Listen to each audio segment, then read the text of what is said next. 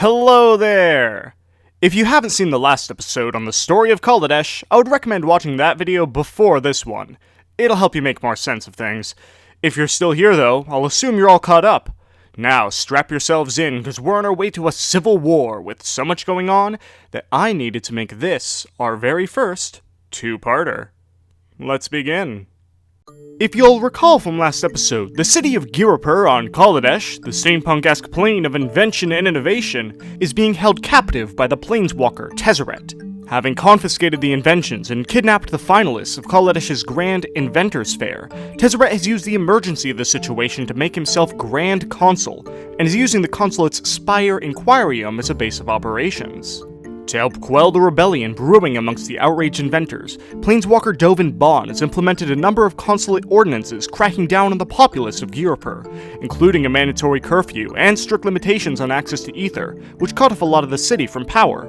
The Gatewatch, alongside Planeswalkers Ajani Goldmane and Saheeli Rai, are working with the renegades of Kaladesh, led by Pia Nalar, aka Chandra's mother, aka Renegade Prime, to stop Tezzeret's plans and make the Consulate release its stranglehold on the people.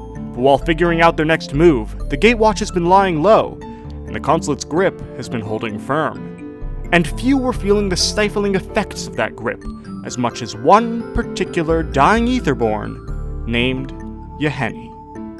As I mentioned in the previous episode, Yahenni was a wealthy Aetherborn socialite who had been planning their penultimate party, the last party to be held before their death. But with the Consulate crackdown in effect, Yahenni had no choice but to cancel. So here they were, all alone, minutes before their death. Defying the Consulate curfew, Yahenni stumbled through the streets, desperate to find somebody, anybody, to spend their last moments with. Luckily, a somebody was found when Yahenni came across Nivid, their old caterer, who was out graffitiing the renegade symbol on some Consulate buildings. Their little reunion was short-lived, however, as a Consulate enforcer quickly came upon them, proclaiming Nivid under arrest. Nivid tried to make a run for it, but the enforcer deployed a device to incapacitate him with electricity.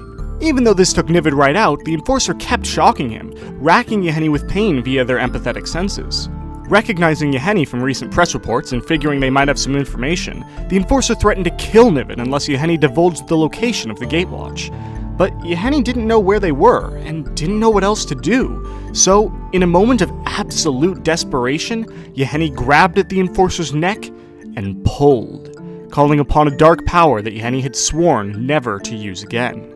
You see, some Aetherborn are born with a natural power to drain the essence of organic beings, and use that energy to extend their own lifespan, like some sort of strange vampires. Yahenni had used this power only once before by mistake. They never wanted to take another life, but right now they had no choice. Yahenni drained the enforcer, and after a moment of agony from both parties, he crumpled to the ground, dead. As they age, Aetherborn gain a more precise sense of how much time they have left, so Yahenni looked inward to see and... oh. 12 days. At the cost of a life, Yahenni had turned minutes into almost 2 weeks. Racked with guilt over what they had just done, Yahenni rationalized to themselves that if they could help the Gatewatch take down the Consulate and do some good for the world, that would make up for their crime. But as I mentioned, they really didn't have a clue where the Gatewatch might be. And so Yahenni went to find the one person who knew more about the city's hiding places than them, the Aetherborn crime lord, Gonti. After stowing Nivid in their penthouse, Yahenni made their way to Gonti's private abode, dodging enforcers as they went. After a brief conversation, and some interrogation from Gonti about essence draining, Gonti informed Yahenni that not only did they know where the Gatewatch was hiding, but they planned to inform the Consulate about it. They felt like things were moving too slowly, that a full-on rebellion was inevitable, but the Gatewatch needed to be spurred into action. The following day, Yahenni rushed to the Gatewatch's hideout to warn them of the enforcers Gonti was sending. Offering their penthouse as a new safe house, Yahenni urged the Gatewatch to flee. Just in time, too, as just when they began to leave, a Consulate cruiser rounded a corner, headed straight for them. It looked like the piloting enforcer intended to run them down, so, after weighing the moral options, Yahenni used their powers to eliminate the enforcer, clearing the way for the Gatewatch's escape. Weeks later, little progress had still been made. The Gatewatch had spent so much time moving from safe house to safe house, aiding Pia and the renegades where they could, but that hadn't actually gotten them very close to figuring out Tezzeret's plans. Gideon wasn't sure they should even be there, as he felt the Gatewatch was straddling the line between stopping a potentially dangerous planeswalker and directly interfering with the internal politics of a plane. It had been one thing tearing apart the Eldrazi horrors of Zendikar and Innistrad, but fighting against Consulate enforcers in the name of rebellion was... a little more complicated. That left Gideon with a lot of moral qualms, especially considering that he and Ajani wanted to avoid killing these human adversaries, but Liliana had no such hangups. Jace and Liliana wanted to take down Tezzeret, Chandra wanted to take down the Consulate, but Gideon and Nissa were just there for Chandra, really. Ugh, all this interpersonal stuff is so complicated. Smashing monsters to save the day was so much easier. Thankfully, it wasn't too long before they had some good news. Saheeli had discovered where Tezzeret was, locked away in his private workshop in the central Aether Spire. Chandra wanted to just storm the place, of course, but the lab was sure to be heavily guarded, and Tezzeret still had the fair finalists hostage, namely Saheeli's friend Rashmi, whom I mentioned briefly last episode. Saheeli needed to ensure that she got out alive. Ultimately, it was decided that Liliana would accompany Saheeli to attempt an infiltration mission and see if they could rescue Rashmi and figure out what Tezzeret was up to. And that's a good question, isn't it? What was Tezzeret doing up in that workshop of his? Well, he personally wasn't actually doing very much work at all. What he was doing was forcing the fair's finalists to work, to finish and improve the prototypes they'd shown off at the fair. All Tezzeret wanted was progress. Improvements. And so he had the inventors working day in and day out, tirelessly. And as time went on, Tezzeret had thrown out more and more inventors whose progress he wasn't satisfied with. Rashmi, for her part, worked to improve her matter transporter, a device that does exactly what it sounds like, transports matter. For some reason, Tezzeret had taken a special interest in this machine, the one that had won Rashmi the fair's competition.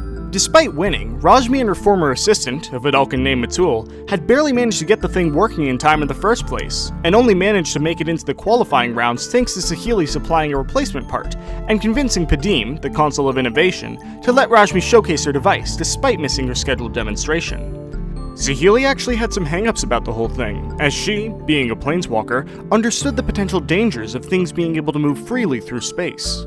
Sure, right now it was just an object on a plane, moving to another location on the same plane, but who says it could stop there? But ultimately, she wasn't one to stifle innovation. Anyway, at first Rashmi had only managed to teleport small inorganic objects, but Tezzeret had Rashmi scale the frame up, large enough to teleport a massive gear hulk. Organic matter was still a no-go though, as it had a tendency to be destroyed in the process, but this thing was now big enough to transport an entire army of machines if so desired. Rashmi was running into a few problems with the size, but Tezzeret gave her a little push, just enough to get her to start thinking about things in more dimensions, more planes. The new modifications would require an enormous amount of ether to accommodate, so Tezzeret sent out an order to increase ether supply to the Spire threefold. That would cut off even more of the city from power, but that mattered none to Tezzeret. The matter transporter was all he cared about. This was all that mattered. Get it? Because 4 weeks later, Rashmi was the only inventor whom Tezzeret hadn't removed. But all of the pressure Tezzeret was applying had paid off. The transporter was complete. It was effectively a giant metal ring that would function as an inception point, and as an object passed through it, it would be teleported to a programmable location. Rashmi was basically using the Blind Eternities as a gateway between points, although she didn't really know that. Rashmi had to make a quick adjustment before Tezzeret came in to inspect, but while she had her hands deep in the inner etherworks, she slipped. And whatever happened in those moments opened her eyes and let her see what was really out there. Before her eyes flashed Ravnica, Zendikar, Theros, countless realities for which she had no names. The entire multiverse spanned before her, and she realized what her transporter could really do. But Tezzeret was coming, and that was enough to snap Rashmi out of her stupor. With her machine complete, Tezzeret no longer had any use for Rashmi, but she knew now that she couldn't just leave Tezzeret with the portal to all these different worlds. She had learned what a vile man Tezzeret was over the past few weeks, disparaging the inventors, tossing them and other personnel out on a whim, threatening to kill them, throwing enraged temper tantrums. Man, who'd have thunk that a criminal who had his mind blown up and patched together by an evil dragon would be so unhinged? Anyway, Rashmi tried to stall by claiming a fuse had blown, which didn't sit too well with Tezzeret. He saw right through her intentions and knew that she wanted to destroy her machine. So he sent his enforcers to fetch her assistant, Matul. If she destroyed the machine, Tezzeret would kill her. Then he would have Matul fix it, and kill him too. Acting as quickly and sneakily as she could under Tezzeret's watchful eye, Rashmi sent a warning to Matul via their original prototype teleporter. Then she put in the supposed replacement part, adjusting the teleporter coordinates while doing so. Tezzeret wanted to run a test by transporting a bulky automaton, so Rashmi simply changed the target location from a safe platform to the nearby window. Once Tezzeret activated the device, circuits shorted due to a connection Rashmi had loosened, and the automaton teleported, obliterating the window in the process. Rashmi made a break for it in the chaos and jumped out the window, plunging to the city far beneath her. Rashmi didn't make it that far though, as she landed on what she thought was a Consulate cruiser, but fortunately was actually a construct of Saheeli's in disguise. Saheeli and Liliana had been scoping out their rescue mission and happened to be in the right place at the right time. Rashmi was safe. So was Matul, Saheeli informed her. And now, the person who had the most intimate knowledge of what Tezzeret was working on was working with the renegades. Speaking of, the renegades knew what their next step was. They would work to capture the Aether Hub, the center for control of all Aether pipeways in Ghirapur. Not only could they then divert Aether away from Tezzeret's spire and return power to parts of the city that were cut off, but Pia and the renegades were working on a bit of a project. One that would require a lot of Aether. We'll get back to that later. For now, Pia was forcing Chandra to give a little inspirational speech, not her forte, when an Aetherborn showed up to offer Gonti's assistance to the renegade movements. Gonti knew they had no tools, no ships, no Aether, and Gonti still needed this Consulate crackdown to end so their criminal enterprise could resume its activities. They offered the help of their people and a cache of goods in the name of public service. So, the renegades worked together with Gonti's Aetherborn to take the Aether Hub. Conveniently, Aetherborn don't need to breathe, so they were able to sneak into the Aether Hub through the Aether pipes themselves and attack from the inside. Meanwhile, the rest of the renegades surmounted an exterior assault. That was enough to bring the entire hub to its metaphorical knees. Chief Edificer Sram, the dwarf in charge of the hub, yielded under the request that his men, who were engineers, not soldiers, wouldn't be hurt. This, Pia promised. And so, the hub was in renegade hands. Next step, power that big project I mentioned. The renegades were working on their own skyship to launch an aerial assault on the Consulate spire. They called it Tezzeret's Ruin.